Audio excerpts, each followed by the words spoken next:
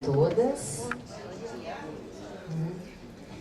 Bom, eu sou Deise, sou professora aqui na FACE, na Departamento de Ciências Econômicas, e estou atualmente vice-diretora de finanças da PUBH. Então, em nome da PUBH, quero começar fazendo os meus agradecimentos, ao professor Plínio e ao professor Bruno por terem aceito esse convite para estar aqui conosco nessa manhã. Agradecer também a presença de todos e todas.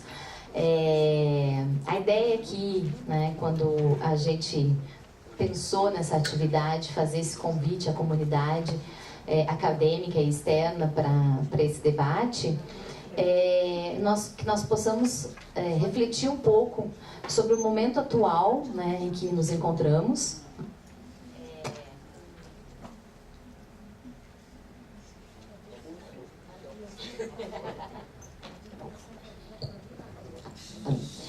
Para que nós possamos refletir um pouco sobre o momento atual que nós nos encontramos, poder entender, quem sabe, a partir de um diálogo, a partir do momento de audição, depois de conversa, em que nós possamos, então, compreender como chegamos até aqui, como algumas práticas e algumas situações produzem muitas vezes seu contraditório e nos coloca no momento em que a universidade, que aí então é o segundo tópico da reflexão, ela está sendo um foco de ataques, seja pelas múltiplas formas aí que nós presenciamos nos últimos dias, desde a liberdade de cátedra até a questão da carreira e remuneração docente, passando pela permanência dos estudantes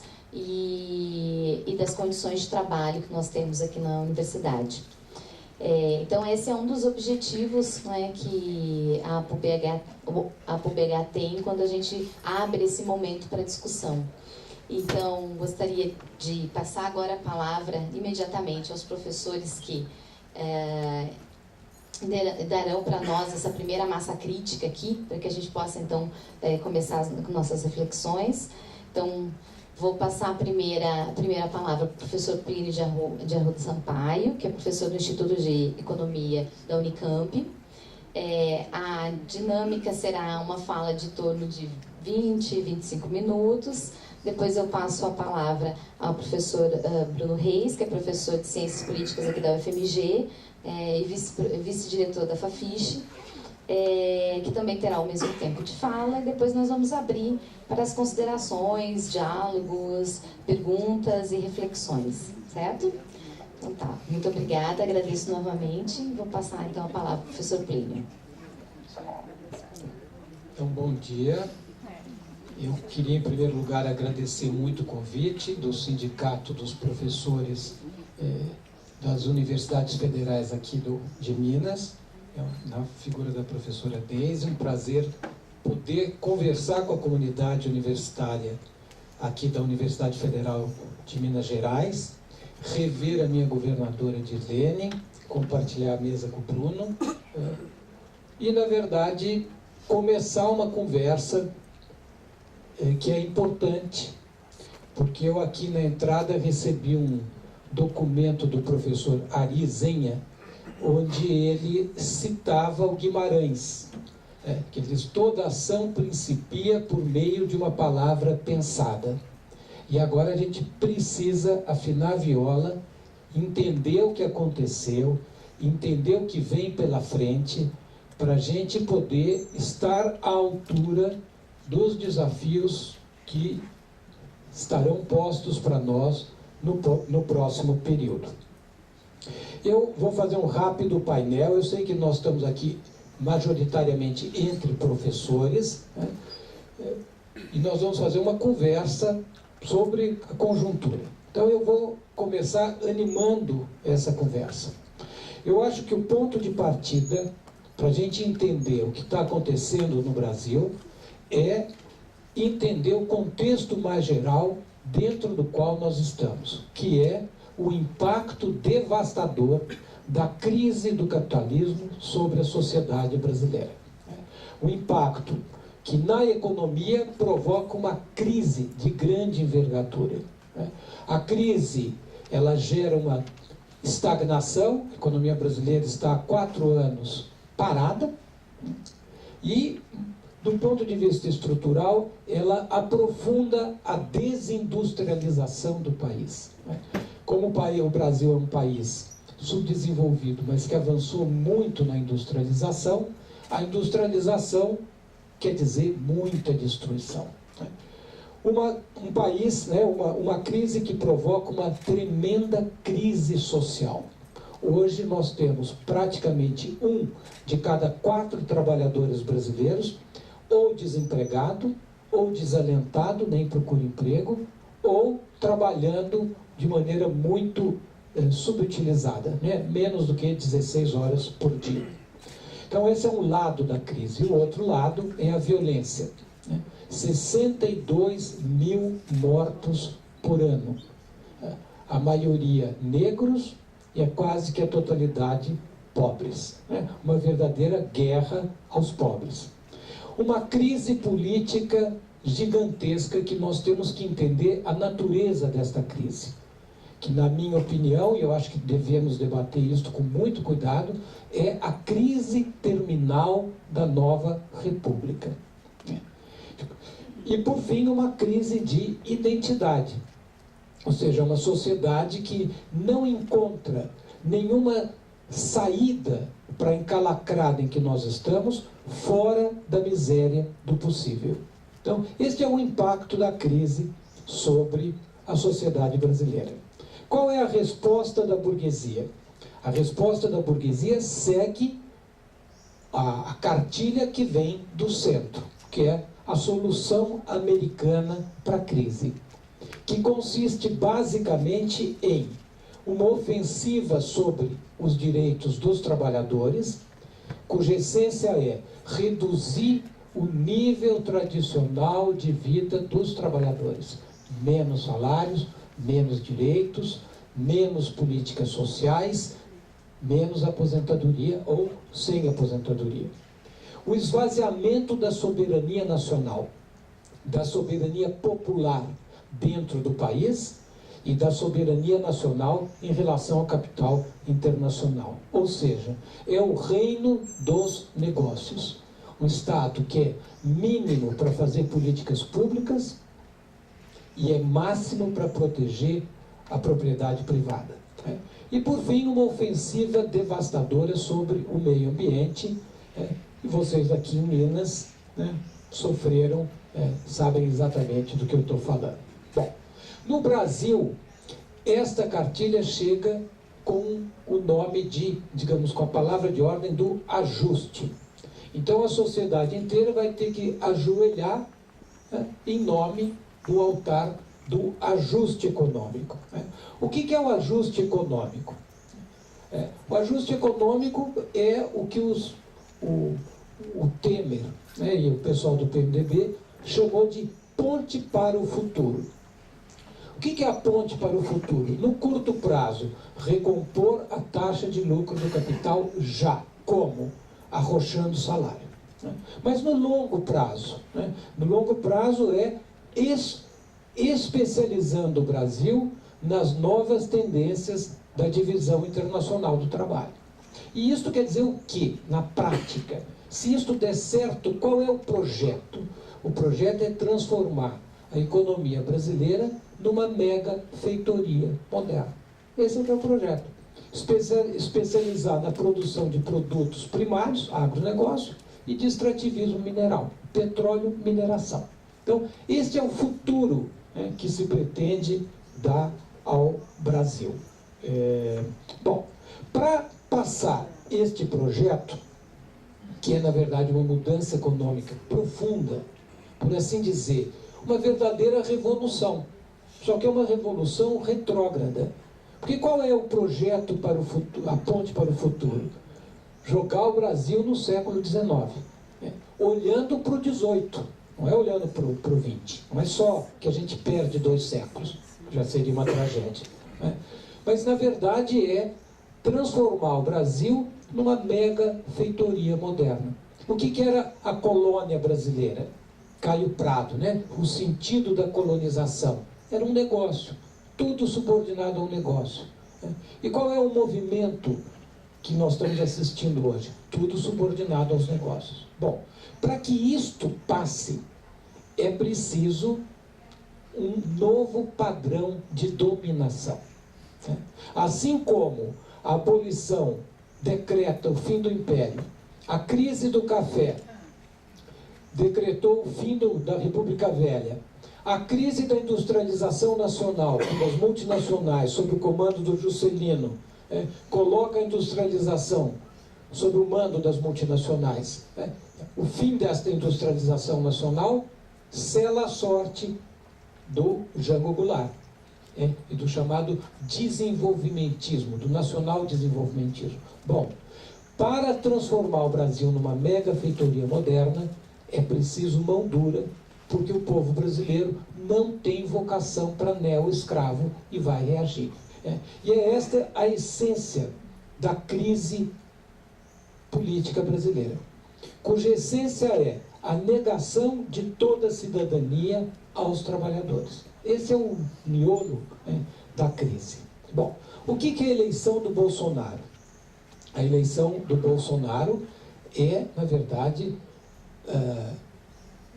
o momento final dessa crise terminal. Ela representa o fim da nova república e a gestação de um novo padrão de dominação burguês no Brasil. Qual é a cara deste padrão? Não sabemos. Ele está sendo construído. Né? Mas nós já sabemos o sentido. Intervenção militar. Ou seja, uma coisa dura. Se isso vai ser feito de maneira civil, de maneira militar, não está claro. Né? Mas o que fica claro é o seguinte: nós estamos assistindo o fim da Nova República. A Nova República, ela, que é este regime político cristalizado na Constituição de 88, que foi a Constituição que sela o pacto, da transição da ditadura para o Estado de Direito. Ela carregava desde o princípio uma contradição latente, porque ela prometia a Suíça, mas ela entregava, o Brasil real entregava o Haiti para 85% da população brasileira. Esta contradição explode nas ruas nas jornadas de junho de 2013. A moçada vai para a rua e quer mais. E eu vi as manifestações aqui em Belo Horizonte gigantescas. E com que programa elas iam para a rua? Com o programa da Constituição brasileira. Com a consigna: queremos saúde padrão FIFA, queremos educação padrão FIFA. Mas como é que a burguesia reagiu quando o povo vai e pede a Constituição? A burguesia organiza uma contra-revolução, atua sobre o movimento, muda a correlação de forças e inicia um processo de conspiração contra a Constituição, que culmina agora com a eleição do Bolsonaro. Então, esta é a essência do momento político brasileiro. Enquanto a questão política não for resolvida, tudo vai ficar suspenso. A própria economia agora depende da solução da crise política. Entender a crise política é, para nós, eu acho fundamental. Quero só insistir neste ponto. A crise é um momento de mudança. Quando a crise é estrutural, são as estruturas que vão mudar. E eu acho que nós estamos numa crise estrutural. Então, entender a crise é entender o que morre e o que vai ser posto no seu lugar. O que morre? Morre a Nova República. O que vai ser posto no lugar? Alguma coisa autoritária, na melhor tradição brasileira. Como é que a Nova República morreu? Foi morta pelo que eu chamo de partido do fora todos reacionário, a Lava Jato.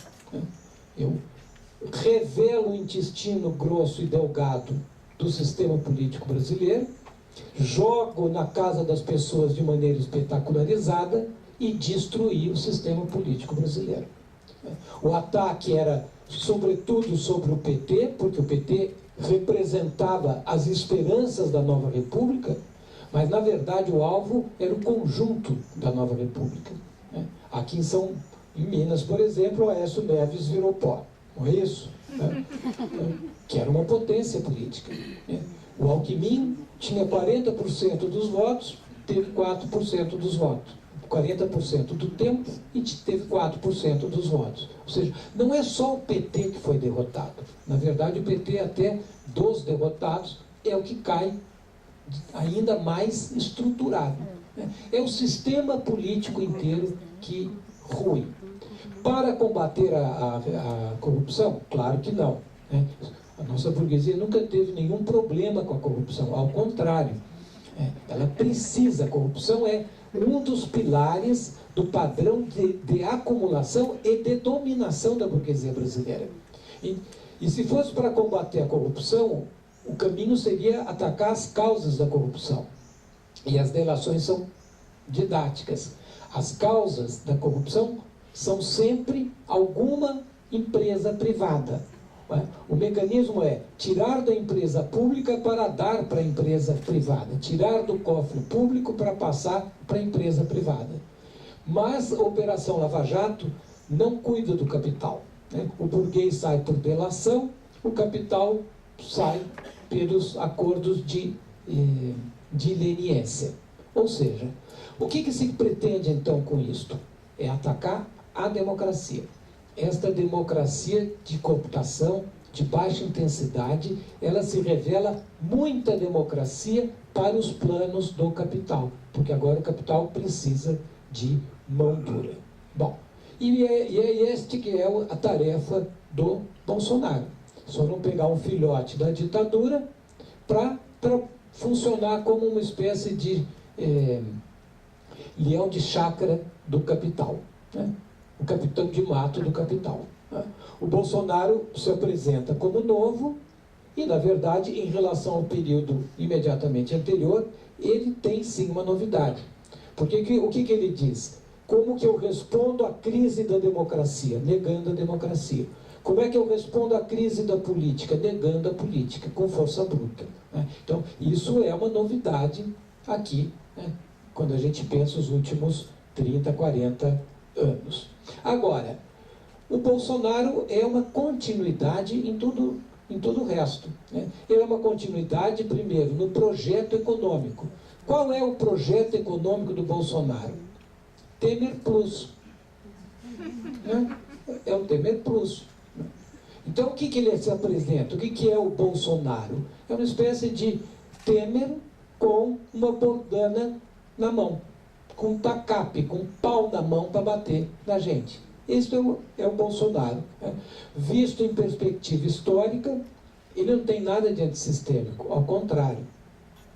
Ele representa o mandonismo da classe dominante brasileira.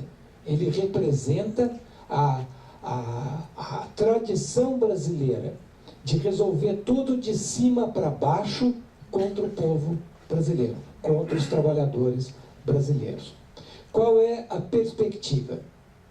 A perspectiva é de acirramento da luta de classes.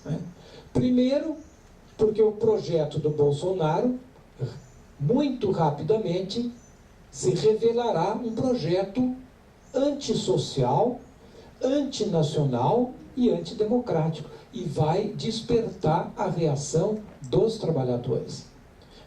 Nós temos que lembrar que o Temer tem 4% de aprovação. É uma das piores avaliações de presidente da história do Brasil. Mas o projeto do Bolsonaro é o mesmo projeto. É uma espécie de Temer Plus. É uma ironia. Ele vem com um projeto recessivo para criar emprego, com uma base política corrupta para resolver a corrupção. Então, a novidade, o que é? É a borduna. Essa que é a novidade que ele traz. Bom, o Bolsonaro terá que referendar a sua vitória eleitoral nas ruas. Enquanto isto não for concluído, esta, digamos, transição para o autoritarismo não se consolida. E nós teremos, então, pela frente um período de muito conflito social e muita instabilidade política. Bom,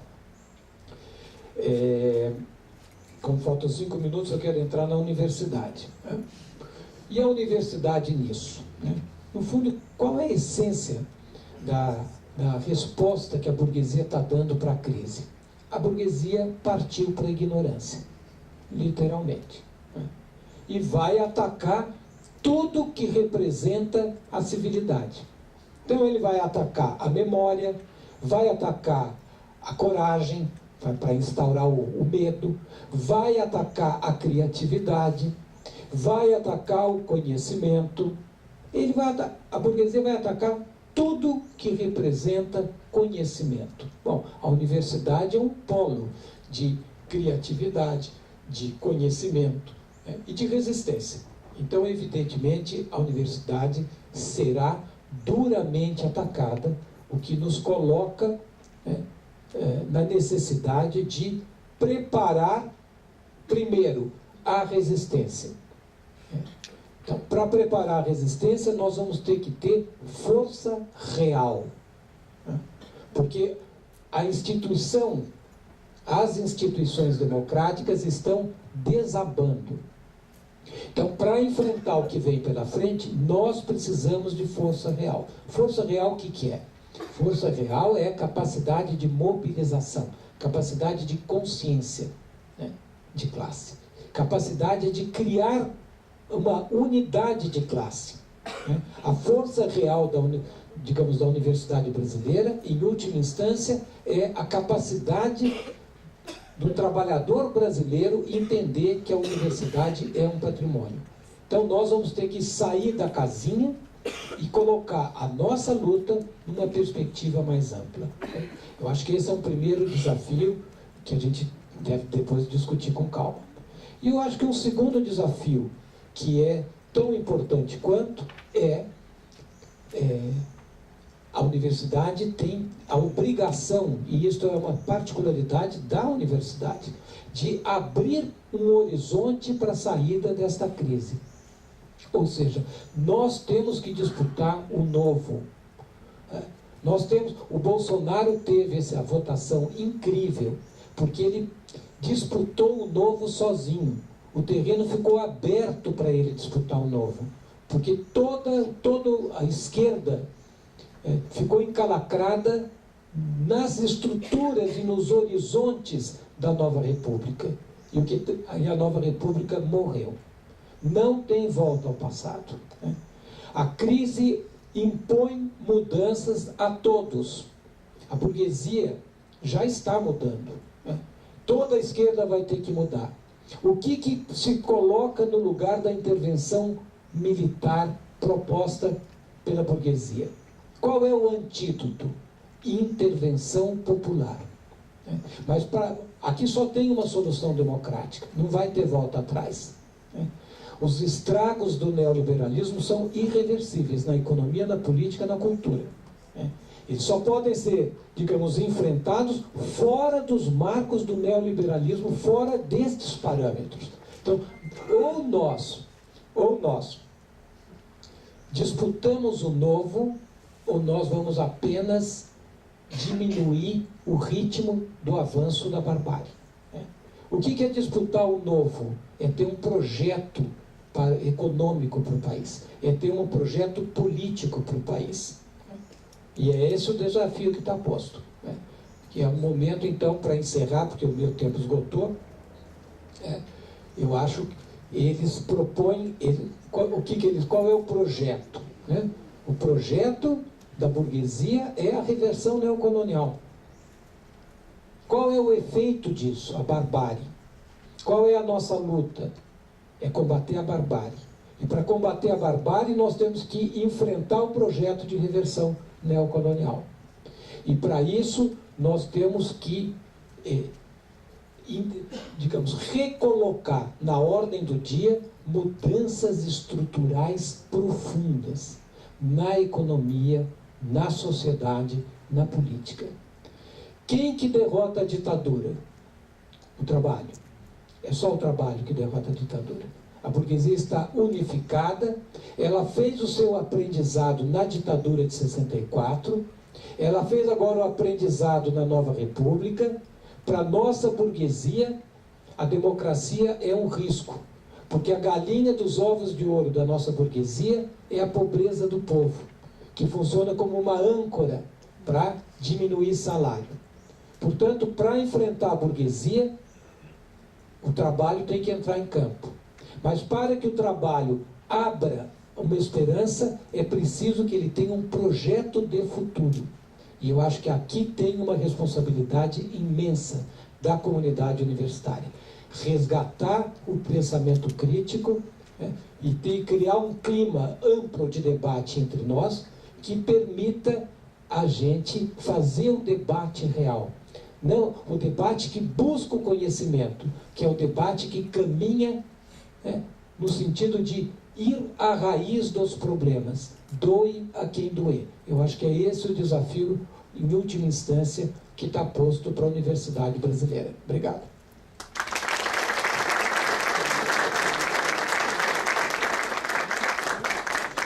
Obrigada, professor Plínio. Passo agora a palavra. Pode. Obrigado, Érica. Desculpa. Obrigado a PUB, o Mário fez o contato, a Cristina, a gente conversou um pouco, pela ocasião de estar aqui. É claro, está todo mundo de cabeça inchada, de ressaca, coração apertado, com frio na barriga, assim, naquele limbo ainda. Talvez seja o pior momento, não sei se é pior, talvez não seja o pior momento.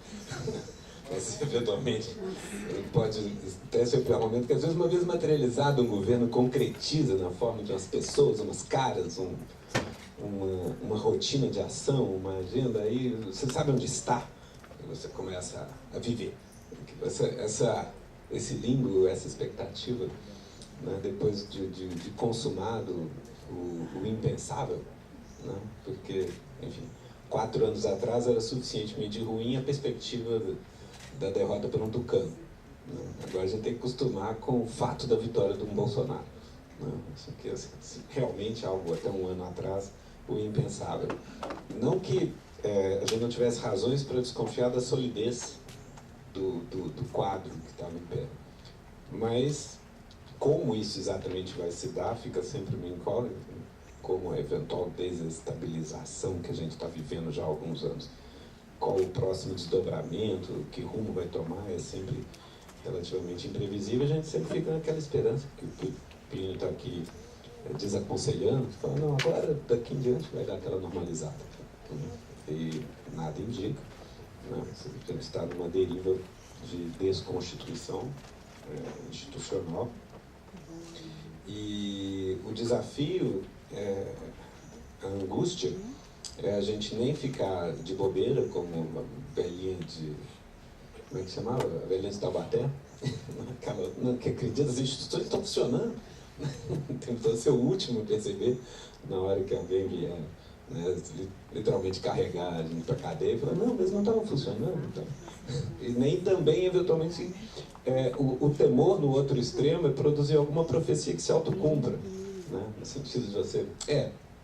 acabou o jogo mesmo e tal, e eventualmente isso vira um pretexto que pode ser instrumentalizado pelo outro lado para falar, vocês mesmos estão falando que acabou. Então, achar o tom adequado e acoplar mais do que o tom uma estratégia, numa hora de tanta perplexidade, com tantos parâmetros flutuando, para além da perplexidade intelectual inevitável, é motivo de angústia pessoal, existencial. Assim, caramba, onde é que vai dar minha vida nas próximas décadas? Né? Você começa a rematerializar coisas que a gente já tinha, futuros possíveis que a gente